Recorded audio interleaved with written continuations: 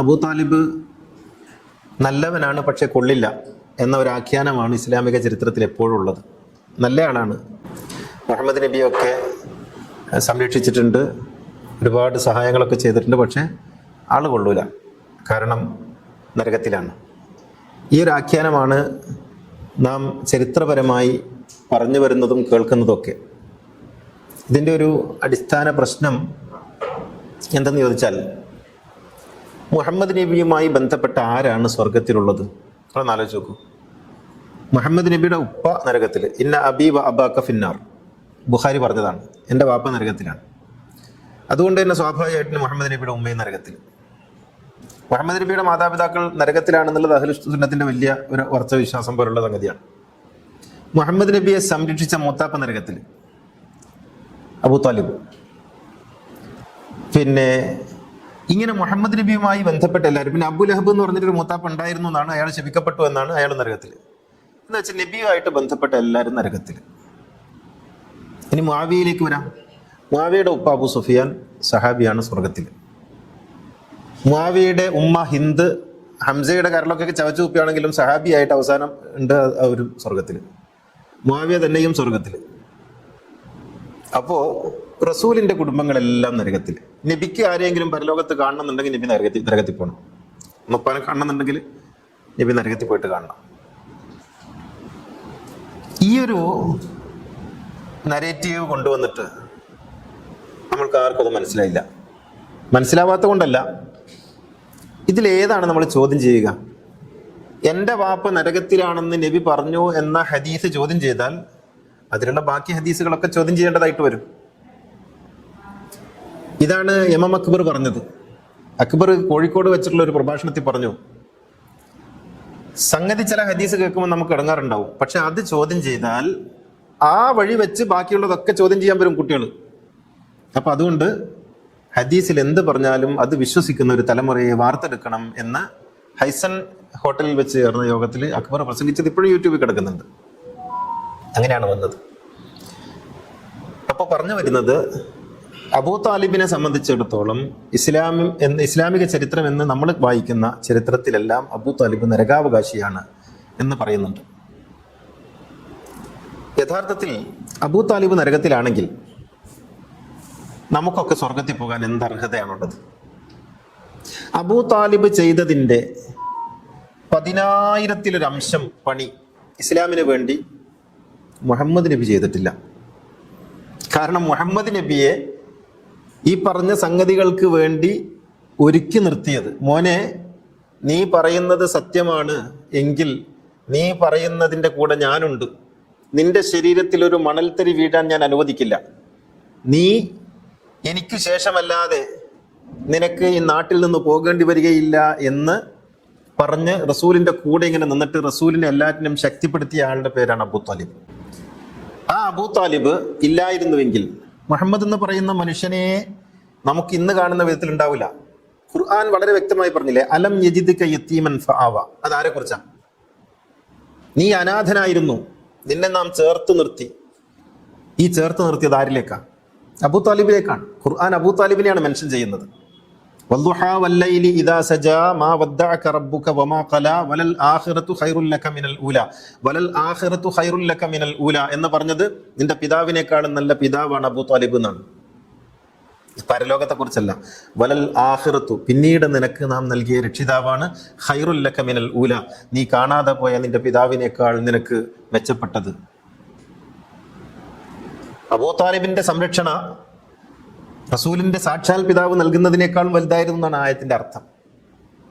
അലം യജിദ്ക യതീമൻ ഫആവ, യതീമായ നിന്നെ ഞാൻ ഏൽപ്പിക്കേണ്ട കൈകളിലാണ് ഏൽപ്പിച്ചത് എന്ന് ഖുർആൻ പറയുന്നത് അബൂ താലിബിനെ കുറിച്ചാണ്. അബൂ താലിബും ഖദീജയുമാണ് ആ ആയത്തിന്റെ ഉള്ളടക്കം. വജദക ആഇലൻ ഫാഗിന നമ്മൾ കഴിഞ്ഞ ദിവസം പറഞ്ഞു. അപ്പോ അബൂ താലിബിലേക്ക് റസൂലുള്ളാഹിനെ ഏൽപ്പിച്ചു കൊടുക്കുകയാണ് ചെയ്യുന്നത്. ആ സ്വഭാവം രൂപപ്പെടുത്തി മുഹമ്മദ് നബിയുടെ സ്വഭാവത്തെക്കുറിച്ച് നമ്മൾ പറയൂലേ, അല്ലമീനാണ്, ഉദാരനാണ്, ക്ഷമയുള്ളയാളാണ്, മറുത്തൊന്നും കയർത്ത് സംസാരിക്കാത്തയാളാണ് എന്നൊക്കെ പറയൂലേ. ഈ സ്വഭാവ ഗുണങ്ങളൊക്കെ കിട്ടിയത് എവിടെ നിന്നാണെന്നറിയോ? അബൂ താലിബിൽ നിന്നാണ്. കാരണം 8 വയസ്സുള്ള കുട്ടിയെയാണ് അബൂ താലിബിന് ഏൽപ്പിച്ചു കൊടുക്കുന്നത്. 8 വയസ്സ് മുതൽ 51 വയസ്സ് വരെ അവർ തമ്മിൽ കാണാത്ത ദിവസങ്ങൾ ഹിറാ ഗുഹയിൽ പോയ ദിവസങ്ങൾ മാത്രമാണ്. അത് ഹദീസിന്റെ കിതാബുകളിലൊക്കെ കാണാം, ചരിത്രത്തിലൊക്കെ കാണാം. ഹിറാ ഗുഹയിൽ പോയ ദിവസങ്ങൾ മാത്രമാണ് അവർ തമ്മിൽ കാണാതിരുന്നിട്ടുള്ളത്. എല്ലാ ദിവസവും രാവിലെ വാപ്പ അല്ലെങ്കിൽ മുത്താപ്പയുമായി ഇരുന്ന് സംസാരിച്ചതിന് ശേഷമാണ് റസൂലിന്റെ ദിനചര്യ ആരംഭിക്കുന്നത്. വൈകുന്നേരം വന്നിട്ട് അന്ന് സംഭവിച്ചത് മുഴുവനും പറഞ്ഞ് പരസ്പരം സംസാരിച്ചതിന് ശേഷമാണ് കിടന്നുറങ്ങാൻ പോകുന്നത്. എത്രത്തോളം എന്ന് വെച്ചാൽ നമുക്ക് പിന്നെ ചരിത്രത്തിൽ കാണാൻ കഴിയും, അബൂ താലിബ് മരിക്കുന്നതിന്റെ തലേ ദിവസം പോലും അവർ പതിവായി നൽകാറുള്ള ചുംബനങ്ങൾ കൈമാറിയാണ് അവർ കടന്നുപോയിട്ടുള്ളതെന്ന് കാണാൻ പറ്റും. അത്രമേൽ ഹൃദയത്തോട് ചേർത്ത് വെച്ച രണ്ട് മനുഷ്യന്മാരുടെ പേരാണ് മുഹമ്മദും അബൂ താലിബും. അതിൽ മുഹമ്മദ് സ്വർഗം വിതരണം ചെയ്യാൻ വേണ്ടി വന്ന ആളാണ്. ആ മുഹമ്മദ് നബിക്ക് എല്ലാ അർത്ഥത്തിലുമുള്ള സംരക്ഷണം ഒരുക്കിയ മനുഷ്യനെ നമ്മൾ നരകത്തിൽ പറഞ്ഞയച്ചു. എന്നിട്ട് നമ്മൾ പറഞ്ഞു, നരകത്തിൽ പറഞ്ഞേക്കാണെങ്കിലും ചെറിയ ശിക്ഷയെ കൊടുക്കുള്ളൂ, ഒരു നരകത്തിൽ തീയിന്റെ ചെരുപ്പ് കൊടുക്കും, എന്നിട്ട് അത് അണിഞ്ഞാൽ തലച്ചോറ് ഇങ്ങനെ തലച്ചു പറയും, ഇതൊരു ചെറിയ ശിക്ഷയാണ്, അത് മാത്രമേ അബൂ താലിബിനുള്ളൂ എന്ന് നമ്മൾ പറഞ്ഞു. ആലോചിച്ച് നോക്കണം. അബൂ താലിബ് സ്വർഗത്തിൽ പോകുന്നില്ലെങ്കിൽ ലോകത്തൊരു മുസ്ലിമും സ്വർഗത്തിൽ പോകാൻ യോഗ്യരല്ല. ഇത് മനസ്സിലാക്കാൻ നമുക്ക് ഒരുപാട് ചരിത്രബോധമൊന്നും വേണ്ട. ഇത് എവിടെ വെച്ചാണ് അട്ടിമറിക്കപ്പെട്ടതെന്ന്. എൻ്റെ വാപ്പ അബൂ സുഫിയാൻ സ്വർഗത്തിലും മുഹമ്മദിന്റെ വാപ്പ അബ്ദുള്ള പിന്നെ നരകത്തിലും ആണ് എന്ന് പറഞ്ഞെടുത്ത് തുടങ്ങുന്നുണ്ട് ഇതിന്റെ കാര്യങ്ങളൊക്കെ. നബിയുടെ വാപ്പ നരകത്തിലാകുന്നതിന് പിന്നിൽ ഒരു രാഷ്ട്രീയമുണ്ട് എന്ന് മനസ്സിലാക്കി തീരുന്നതേ ഉള്ളൂ. ഈ ചരിത്രമൊക്കെ പിൽക്കാലത്ത് എഴുതിക്കുമ്പോൾ അങ്ങനെയാണ്. നരകത്തിൽ പോയ ആളുടെ മകനാണ് മുഹമ്മദ് നബി. പിന്നെ അബൂ താലിബിനെ നരകത്തിൽ പറഞ്ഞേക്കുന്നതോ അലിയുടെ വാപ്പയാണ്. അലിയുടെ വാപ്പ നരകത്തിൽ പോകേണ്ടത് മുആവിയയുടെ ആവശ്യമാണ്. ഈ അർത്ഥത്തിലുള്ള ഒരു ആഖ്യാനം ഇസ്ലാമിക ചരിത്രത്തിൽ കൊണ്ടുവന്നതിന് ശേഷം ആണ് നമ്മളൊക്കെ അബൂ താലിബ് നമുക്ക് അങ്ങനെ അന്യനൊന്നും ആയിരുന്നില്ലല്ലോ. അബൂ താലിബിനെ നമ്മൾ എപ്പോഴും പറയാറുണ്ടായിരുന്നത് വളരെ ആദരവോടുകൂടിയായിരുന്നു. ഈ വഹാബി ചരിത്രം നമ്മുടെ ഇടയിൽ ഇങ്ങനെ കറങ്ങി തിരിഞ്ഞതിന് ശേഷമാണ് നമ്മൾ അബൂ താലിബിനെ ആ രീതിയിൽ പറഞ്ഞു തുടങ്ങിയത്. യഥാർത്ഥത്തിൽ അബൂ താലിബ് റളിയല്ലാഹു അൻഹു എന്ന് പറയുന്നതിന് മുആവിയക്ക് റളിയല്ലാഹു അൻഹു ചെല്ലുന്ന ആളുകൾ, നിങ്ങൾ ആലോചിച്ച് നോക്ക്, മുആവിയക്ക് തർലിയത്ത് ചെല്ലുന്ന, യസീദിന് തർലിയത്ത് ചെല്ലുന്ന ആളുകൾ അബൂ താലിബിന് തർലിയത്ത് ചെല്ലുന്നതിന് മടിക്കുക. ആമിന ബീവിക്ക്, റസൂലുള്ളാഹിനെ ഗർഭം ചുമന്ന, റസൂലുള്ളാഹിനെ പ്രസവിച്ച, റസൂലുള്ളാഹിക്ക് മുലയൂട്ടിയ, റസൂലുള്ളാഹിനെ താരാട്ടിയ ആമിന ബീവിക്ക് റളിയല്ലാഹു അൻഹ നമ്മൾ പറയൂല. എന്നാലോ കഅബുൽ അഹ്ബാറിനെ തർലിയത്തിലും നമ്മൾ ഉമറിനെ കൊന്ന കഅബുൽ അഹ്ബാറിനെ തർലിയത്തിലും അല്ലെ, റവാ കഅബുൽ അഹ്ബാരി മങ്കൂസ് മൗലൂദില് റവാ കഅബുൽ അഹ്ബാരി റളിയല്ലാഹു അൻഹു എന്ന് പറയും. ആമിന ബീവിയുടെ പേര് കേൾക്കുമ്പോൾ നമ്മൾ ചൊല്ലൂല. റസൂലുള്ളാഹിനെ ചുമന്ന ആ മഹിതമായ ഗർഭപാത്രം, അബ്ദുള്ളാന്റെ പേര് കേൾക്കുമ്പോൾ നമ്മുടെ ചുണ്ടത്തൊന്നും തർലിയത്ത് വരില്ല. നമ്മൾ തർലിയത്ത് ചൊല്ലിയാലൊന്നും ഉണ്ടാകുന്ന അവർക്ക് മഹത്വപ്പെടുത്തേണ്ട കാര്യമൊന്നുമില്ല. എങ്കിൽ പോലും ഞാൻ പറയാം, അബൂ സുഫിയാന്റെ പേര് കേൾക്കുമ്പോൾ ഉണ്ടാകുന്ന, മുആവിയയുടെ പേര് കേൾക്കുമ്പോഴുണ്ടാകുന്ന ഒരു വികാരം അബ്ദുള്ളാന്റെ പേര് കേൾക്കുമ്പോൾ നമുക്ക് ഇല്ലാതെ പോകുന്നത് എന്തുകൊണ്ടാണ്? ആ റസൂലുള്ളാന്റെ വാപ്പ നമ്മളെ സംബന്ധിച്ചിടത്തോളം ആ ബീജം ചുമന്ന് നടന്ന ആളല്ലേ. ഈ ലോകത്തിന്റെ പ്രകാശമായിട്ടുള്ള അബ്ദുള്ളാന്റെ ചരിത്രത്തിൽ നമുക്ക് കാണാൻ കഴിയും. അബ്ദുള്ള മക്കയുടെ തെരുവിലൂടെ നടന്നു പോകുമ്പോൾ ഒരു പ്രകാശഗോളം പോകുന്നത് പോലെ തോന്നും. സ്ത്രീകളൊക്കെയും അബ്ദുള്ളയെ ആഗ്രഹിച്ചു, പെൺകുട്ടികൾ, ഞങ്ങളെ കല്യാണം കഴിക്കണമെന്ന്. അങ്ങനെ ആമിനയെ കല്യാണം കഴിച്ച് ആമിന ഗർഭിണിയായതിനു ശേഷം ആ പ്രകാശം അദ്ദേഹത്തിന്റെ മുഖത്ത് നിന്ന് മങ്ങിത്തുടങ്ങി. അപ്പോഴാണ് അവിടെയുള്ള പ്രായമായ ആളുകളൊക്കെ പറഞ്ഞത്, ആ പ്രകാശമാണ് ആമിനയുടെ വയറ്റിലേക്ക് വന്നത്. ആ പ്രകാശമാണ് ലോകത്തു നിന്നും പ്രകാശിച്ചു കൊണ്ടിരിക്കുന്നത്, മുഹമ്മദ് എന്ന പേരാൽ. ആ പ്രകാശം ചുമന്ന് നടന്ന മനുഷ്യനെ നരകത്തിലേക്ക് പറഞ്ഞേക്കുക, ആ ഉമ്മയെ നരകത്തിലേക്ക് പറഞ്ഞേക്കുക. എന്നിട്ട് റസൂലുള്ളാഹിനെ ജീവിതകാലം മുഴുവനും ദ്രോഹിക്കുകയും ഉപദ്രവിക്കുകയും റസൂലുള്ളാഹിന്റെ വഫാത്തിന് പോലും കാരണമാവുകയും റസൂലുള്ളാഹിന്റെ വഫാത്തിന് ശേഷം റസൂലുള്ളാഹിനെ അപഹസിച്ച് നിന്ദിച്ച് വഷളാക്കി ചരിത്രം എഴുതുകയും ചെയ്തവരൊക്കെ സ്വർഗത്തിലും. അവർ സ്വർഗത്തിൽ പോകുന്നതുകൊണ്ട് നമുക്കൊരു കുഴപ്പമില്ല. മുആവിയ സ്വർഗത്തിലാണെങ്കിൽ നമുക്കൊരു കുഴപ്പമില്ല, ഉണ്ടായിക്കോട്ടെ. പക്ഷെ ഞാൻ പറയുന്നത്, നമ്മൾ ചരിത്രത്തോട് നീതി കാണിക്കണ്ടേ? അബൂ താലിബിനെ കുറിച്ച് നമ്മൾ പഠിക്കുന്നുണ്ട്. അബൂ താലിബിനെ കുറിച്ച് നമ്മൾ എവിടെയും പഠിക്കൂല. അബൂ താലിബ് റസൂലിനെ സംരക്ഷിച്ചു, എന്നിട്ട് അവസാനം മരിക്കുന്ന സമയത്ത് ലാ ഇലാഹ ഇല്ലല്ലാഹ് എന്ന് പറഞ്ഞപ്പോൾ പറഞ്ഞില്ല, അതുകൊണ്ട് അവർ നരകത്തിലേക്ക് പോയി എന്നാണ് നമ്മൾ നമ്മുടെ മദ്രസയിൽ പോലും കുട്ടികളെ പഠിപ്പിക്കുന്നത്. റസൂലുള്ളാഹിന്റെ കട്ടിലിന്റെ അടുത്ത് നിന്നിട്ട് ലാ ഇലാഹ ഇല്ലല്ലാഹ് എന്ന് പറയൂ മുത്താപ്പ എന്ന് പറഞ്ഞില്ല എന്നൊക്കെയാണ്. അപ്പോ അബൂ താലിബിന്റെ ചരിത്രം യഥാർത്ഥത്തിൽ ഒരു ത്രികോണ രീതിയിലാണ് റസൂലുള്ളാഹിന്റെ ചരിത്രം നിൽക്കുന്നത്. ഒരു ഭാഗത്ത് അബൂ താലിബ്, ഇവിടെ ഖദീജ, അപ്പുറത്തെ അലി ഫാത്തിമ. ഇങ്ങനെയാണ് ഈ 3 ത്രികോണങ്ങളിൽ ഒന്നിനേക്കാൾ ചെറുതോ വലുതോ അല്ല എന്നുള്ളതാണ്. നബിയുടെ ചുറ്റും നിൽക്കുന്ന ഈ ത്രികോണത്തിൽ ഖദീജയും അബൂ താലിബും മാറിപ്പോയപ്പോഴാണ് റസൂലിന് മക്കയിൽ നിന്ന് പോകേണ്ടി വന്നത്. നിങ്ങൾ ആലോചിച്ച് നോക്കൂ, മക്കയിൽ നിന്ന് നബിക്ക് പോകേണ്ടി വന്നത് ഇവർ രണ്ടുപേരുടെയും മരണശേഷമാണ്. അപ്പൊ ആ സംരക്ഷണം എത്ര വലുതായിരിക്കും, എത്ര ശക്തമായിരിക്കും.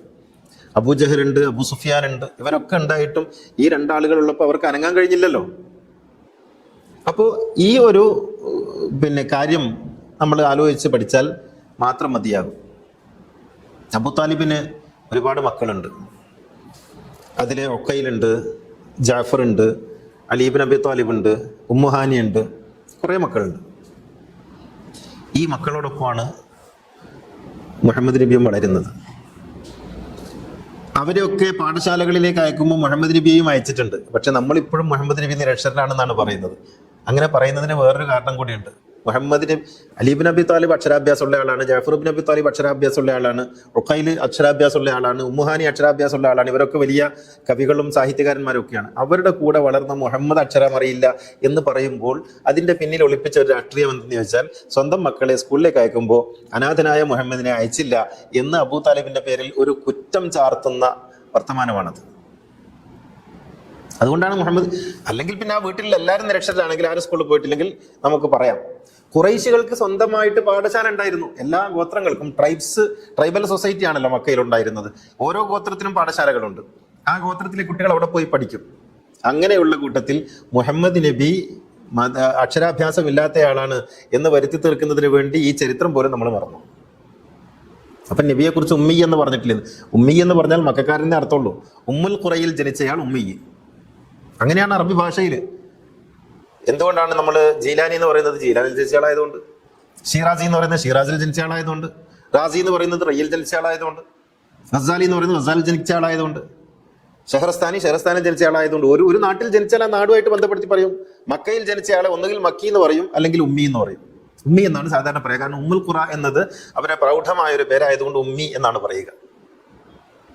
അത് നിരക്ഷരൻ എന്നല്ല അർത്ഥം. അങ്ങനെ ആക്കി തീർത്തതാ. അതിനെ അബൂ താലിബിനെ കുറ്റക്കാരനാക്കുന്നതിന് വേണ്ടിയുള്ള ഒരു വഴിയായിരുന്നു അത്. അപ്പോൾ റസൂൽ സല്ലല്ലാഹു അലൈഹി വസല്ലമയെ സ്വന്തം മകനായി കണക്കാക്കുകയും അങ്ങനെ സ്വന്തം മക്കളെ പോലെ എല്ലാ കാര്യങ്ങളിലും എന്നല്ല മക്കളെക്കാൾ ഒരുപടി കൂടുതൽ പരിഗണന നൽകുകയും ചെയ്തവരാണ് അബൂ താലിബും അബൂ താലിബിന്റെ ഭാര്യയായ ഫാത്തിമയും. അങ്ങനെയാണ് റസൂലുള്ളാഹിനെ അവർ വളർത്തിയത്. അത് ചെറുതിൽ മാത്രമല്ല വളർത്തിയത്, വലുതായിട്ടും. എന്നിട്ട് റസൂലുള്ളാഹിക്ക് നുബുവത്ത് കിട്ടി. നുബുവത്ത് കിട്ടിയതിന് ശേഷം ഖദീജ ബീവിയായിട്ടുള്ള വിവാഹമൊക്കെ ഉണ്ട്. ഖദീജ വിവാഹം അന്വേഷിക്കുന്നത് നബിയോട് തന്റെ പ്രണയം തുറന്നു പറഞ്ഞതിന് ശേഷം പിന്നീട് മൈസറയെ അയക്കുന്നത് അബൂ താലിബിലേക്കാണ്. അബൂ താലിബിന്റെ അടുത്ത് എത്തിയപ്പോൾ മുഹമ്മദ് നബിയോട് ചോദിച്ചു, മുഹമ്മദ് ഇങ്ങനെ ഒരു അന്വേഷണം വന്നിട്ടുണ്ട് ഖദീജയുടെ, നിനക്ക് ഇഷ്ടമാണോ? അവർക്ക് നിന്നേക്കാൾ കുറച്ച് പ്രായം കൂടും, ഇന്ന കാര്യങ്ങളൊക്കെയാണ്. നബി പറഞ്ഞു എനിക്കിഷ്ടമാണ്, എന്നോട് അവർ പറഞ്ഞിരുന്നു, ആവട്ടെ എങ്കിൽ നിക്കാഹ് നടത്താം. എന്നിട്ട് റസൂലിന് മഹർ കൊടുക്കാനുള്ള കാശ് കൊടുക്കുന്നത് അബൂ താലിബാണ്. അങ്ങനെയാണ് ആ വിവാഹം നടക്കുന്നത്. ബാക്കിയുള്ള എല്ലാ കാര്യങ്ങളിലും അതിനുശേഷമുള്ള എല്ലാ കാര്യങ്ങളിലും പിന്നെ ഖദീജ ബീവിയുടെ വീട്ടിലേക്ക് റസൂൽ താമസം മാറുന്നുണ്ട്, ഞങ്ങൾ കണ്ണൂർ ജില്ലക്കാരെ പോലെ. എന്നിട്ട് അവിടെ വെച്ച് എല്ലാ ദിവസവും അബൂ താലിബിന്റെ അടുത്തേക്ക് വരുമായിരുന്നു രാവിലെ. എന്നിട്ട് കണ്ടിട്ടാണ് ദിവസം ആരംഭിക്കുന്നത്. പിന്നീട് റസൂല് നുബുവത്തിന് ശേഷം അബൂ താലിബിന്റെ വീട്ടിലേക്ക് തന്നെ വരുന്നുണ്ട്, താമസം മാറുന്നുണ്ട്, സുരക്ഷിതത്വം കണക്കിലെടുത്തുകൊണ്ട്. നുബുവത്ത് കിട്ടിയതിന് ശേഷം അബൂ താലിബിനോട് റസൂല് പറയുന്നുണ്ട് ഞാൻ റസൂലാണെന്ന്. ഒരിക്കൽ പോലും നീ റസൂലല്ലെന്ന് അബൂ താലിബ് പറഞ്ഞിട്ടില്ല. എന്ത് കാരണത്താലാണ് അബൂ താലിബ് നിഷേധിയാണെന്ന് നമ്മൾ പറയുന്നത്? നീ റസൂലല്ല, നീ കളവാണ് പറയുന്നത് എന്ന് പറഞ്ഞിട്ടില്ല. പിന്നെ അബൂ താലിബ് ആ നാട്ടിലെ ഗോത്ര തലവനാണ്, ആ നാട്ടിന്റെ നേതാവാണ്. അദ്ദേഹത്തിന് ആ നാട്ടുകാരെ കൂടി പരിഗണിക്കേണ്ടതുണ്ട്. അതുകൊണ്ട് തന്നെ മാത്രമല്ല പ്രായമുണ്ട്, പുറത്തിറങ്ങാൻ കഴിയില്ല. അദ്ദേഹത്തിന് മറ്റുള്ളവരെ പോലെ ഓടിച്ചാടി നടക്കാൻ കഴിയില്ല. അദ്ദേഹത്തിന് ചെയ്യാവുന്ന എല്ലാ കാര്യങ്ങളും അദ്ദേഹം ചെയ്തിട്ടില്ലേ. ഒരിക്കൽ പോലും മുഹമ്മദെ നീ പറയുന്നത് കള്ളമാണ്, നീ പറയുന്നത് ശരിയല്ല, നീ അള്ളാന്റെ റസൂലല്ല എന്ന് അബൂ താലിബ് പറഞ്ഞതായിട്ട് ഏതെങ്കിലും ഒരു പുസ്തകത്തിൽ എഴുതി വെച്ചിട്ടുണ്ടോ ആരെങ്കിലും? ഇല്ലെങ്കിൽ പിന്നെ അബൂ താലിബിനെ നിരാകരിക്കാനും നിഷേധിക്കാനുള്ള കാരണം എന്താ? ആ കാലഘട്ടത്തിൽ ജീവിച്ചയാളല്ലേ അബൂ ഖുഹാഫ, അബൂബക്കർ സിദ്ദീഖിന്റെ വാപ്പ. മൂപ്പരെ കുറിച്ച് നമ്മളൊന്നും പറയുന്നില്ലല്ലോ, നരകത്തിലേക്ക് പറഞ്ഞയച്ചില്ലല്ലോ. അദ്ദേഹം ഏതെങ്കിലും പിന്നെ പ്രവാചകനെ സഹായിക്കുന്ന രീതിയിൽ പുറത്തിറങ്ങി പ്രവർത്തിച്ചത് കാണുന്നുണ്ടോ? അബൂ താലിബിനെ കുറിച്ച് നമ്മളിങ്ങനെ പറയാൻ കാരണം എന്താ? അപ്പോൾ പറഞ്ഞു വരുന്നത്, അബൂ താലിബിനെ ആ അർത്ഥത്തിൽ നരകത്തിലേക്ക് പറഞ്ഞയക്കുന്ന രീതിയിൽ ആക്കി തീർക്കുന്നതിന്റെ പിന്നിൽ വളരെ വലിയ ഒരു ഗൂഢാലോചന നടന്നിട്ടുണ്ട്. ചരിത്രം എഴുതിയതൊക്കെ ഈ രാജാക്കന്മാർ കൊടുത്ത ഫണ്ട് ഉപയോഗിച്ച് റസൂലുള്ളാഹിന്റെ ചരിത്രം എഴുതുകയായിരുന്നല്ലോ പണ്ടേ ഉണ്ടായിരുന്നത്. എന്നിട്ട് അവരുദ്ദേശിച്ച രീതിയിലൊക്കെ അതിനെ കൊണ്ടുവന്നു. ഞാൻ കൂടുതൽ പറയുന്നില്ല. ഞാൻ പറയുന്നത്, അബൂ താലിബ് എന്ന് പറയുന്നത് മുഹമ്മദ് നബിയുടെ കാലുകളെ ഭൂമിയിൽ ഉറപ്പിച്ചു നിർത്തിയ അതിശക്തമായ ഒരു വേരിന്റെ പേരാണ്.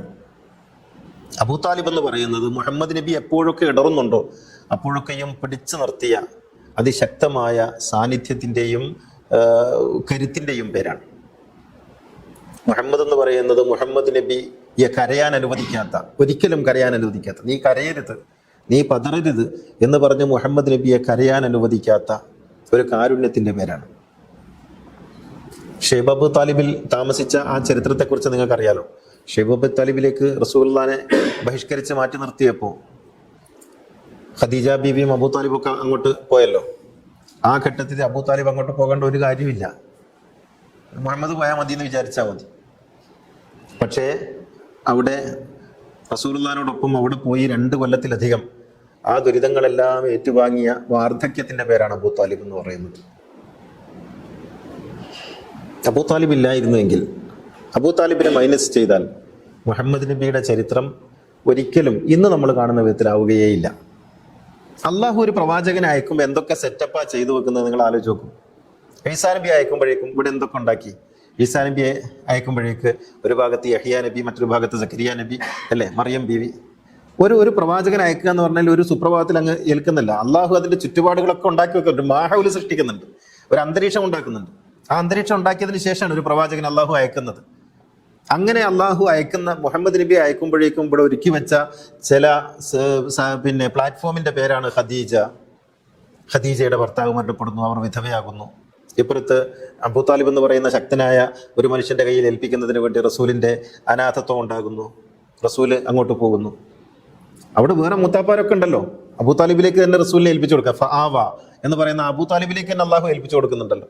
അപ്പോൾ പ്രവാചകന് മുഹമ്മദ് എന്ന് പറയുന്ന ഒരു ബാല്യത്തെ, യൗവനത്തെ, കൗമാരത്തെ പ്രവാചകനാക്കി ഉയർത്തുന്നതിന് വേണ്ടി അള്ളാഹു നിശ്ചയിച്ച പദ്ധതികളാണ് ഈ പറയപ്പെടുന്നതൊക്കെ. അത്തരത്തിലൊരു തൂണിന്റെ പേരാണ് അബൂ താലിബ്. അബൂ താലിബാണ് ഒരുപക്ഷെ ഈ ഉമ്മത്തിൽ നിന്ന് ആദ്യം സ്വർഗത്തിലെത്തുന്നത്. അബൂ താലിബായിരിക്കും, ഒരു സംശയമില്ല കാര്യത്തിൽ. അബൂ താലിബിന് ശേഷമാണ് ബാക്കിയുള്ള നമ്മളൊക്കെ പോകേണ്ടത്, എല്ലാവരും പോകേണ്ടത്, അബൂബക്കർ സിദ്ദീഖ് അടക്കം. ആ അബൂ താലിബിനെയാണ് നാം ഓർക്കേണ്ടത്. ഈ അഹ്ലുബൈത്തിനെ കുറിച്ച് പറയുമ്പോൾ ഫാത്തിമയെക്കുറിച്ചും ഖദീജയെക്കുറിച്ചും ഒക്കെ പറയുന്ന അതേ ഗൗരവത്തിൽ, ഒരുപക്ഷെ അതേക്കാൾ വലിയ ഗൗരവത്തിൽ നാം ഓർക്കുകയും പഠിക്കുകയും ചെയ്യേണ്ട ഒരു പേരാണ് അബൂ താലിബ് എന്ന് പറയുന്നത്.